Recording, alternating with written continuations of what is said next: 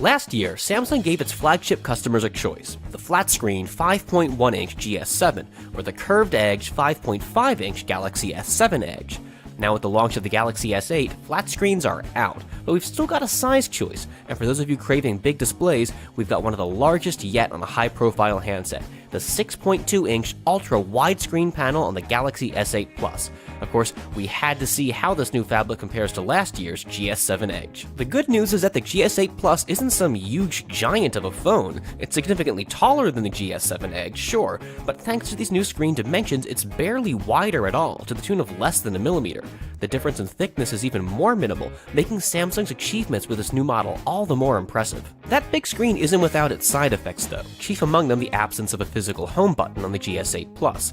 The new on-screen home button might take a little getting used to for Galaxy purists, but Samsung does a good job with haptic feedback that at least attempts to remind you of the good old days of physical buttons. And while someday we may have a Galaxy phone with its fingerprint scanner embedded right in the screen, for now Samsung's had to relocate the scanner around back, though with the new iris scanner as well as face recognition, you have your choice of biometric unlock options. The Edge screen interactions available in the Galaxy S8 Plus will certainly feel familiar to GS7 Edge users, with the usual shortcuts giving you quick access to apps, contacts, and more.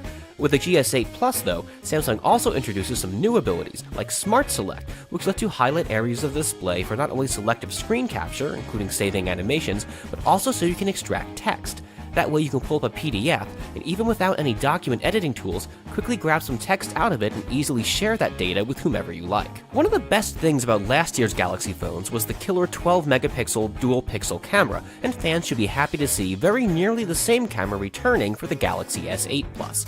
Samsung does deliver a few tweaks under the hood, including faster image processing and the ability to combine multiple exposures into one best-of shot, but the company clearly thought it was onto something good with last year's camera and isn't venturing too far out into new territory. Of course, sticking with the past isn't necessarily a good thing, and despite the much larger, to say nothing of higher res display on the Galaxy S8 Plus, Samsung's new phone uses a battery the very same size as the GS7 Edge. The new 10nm processor tech should help with power efficiency a bit, but will it be enough to offset other losses? We're very much looking forward to running our own tests and finding out. Looking at this pair, it's almost hard to believe they're just one generation removed. Aspects of the same design language pop up all over the place, but the Galaxy S8 Plus is such a pronounced step forward for Samsung that the degree of change can be a bit shocking. Could this be the phone that finally convinces you to carry around a 6-inch plus handset? And we have to admit, this just might be the one that wins us over. Keep following Phone Arena for more Galaxy S8 and S8 Plus coverage, including more comparisons with your favorite phones.